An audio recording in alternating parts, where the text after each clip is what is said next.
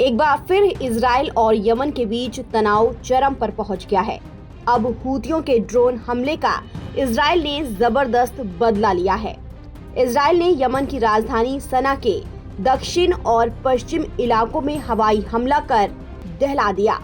इस हमले में कई लोगों के घायल होने की खबर है, जबकि 2 लोगों की मौत हो गई है। इजरायली रक्षा विभाग ने इस बात की जानकारी दी है।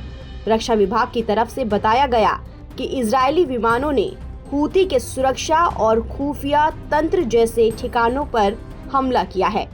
जिन ठिकानों पर हमला किया गया है उनमें हूती जनरल स्टाफ कमांड मुख्यालय, आतंकवादी शासन के सुरक्षा खुफिया तंत्र के परिसर, हूती सैन्य सूचना विभाग का मुख्यालय और हथियारों से भरे सैन्य शिविर शामिल हैं। वहीं इजराइल के रक्षा मंत्री इजराइल कैट्ज ने एक टीवी पर बयान देते हुए कहा कि ये कार्रवाई हूती आतंकियों के ठिकाने पर शक्तिशाली जवाब है। उन्होंने कहा कि हूती लंबे समय से इजराइल पर ड्रोन और मिसाइल हमले कर रहे हैं, जिन्हें अब बर्दाश्त नहीं किया जाएगा। हमले के बारे में ये भी जानकारी मिली है कि नेतन्याहू जब अपनी पत्नी के साथ वाशिंगटन के लिए उड़ान पर थे, तभी उन्होंने सीधे तौर पर सेना को यमन में जवाबी कार्रवाई का निर्देश दिया था। इस आदेश के तुरंत बाद इजरायली वायुसेना ने सना में स्थित हूती विद्रोहियों के कई ठिकानों पर हमला किया।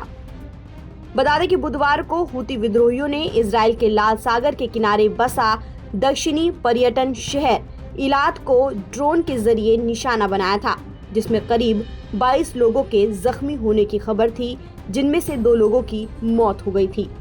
इस कथित हमले के जवाब में इजराइल ने अब यमन में आक्रामक रुख अपनाया है।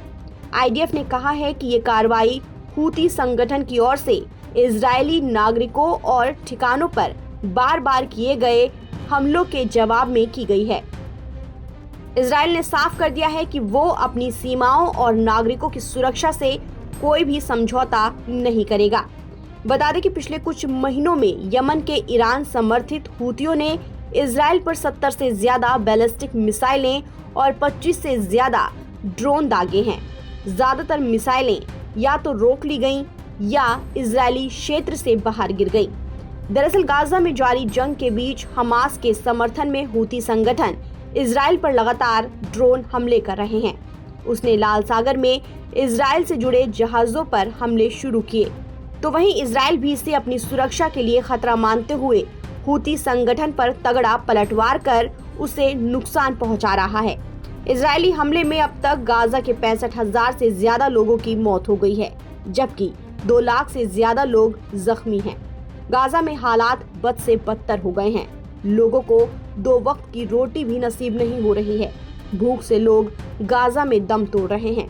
वहीं हूतियों ने ऐलान किया है कि जब तक गाजा में युद्ध खत्म नहीं हो जाता, तब तक वो इजराइल पर हमला करता रहेगा। लेकिन वहीं इजराइल ने भी हमास के खिलाफ गाजा में नया सैन्य अभियान शुरू कर दिया है। ताज़ा अपडेट के लिए आप बने रहिए नव भारत टाइम्स के साथ।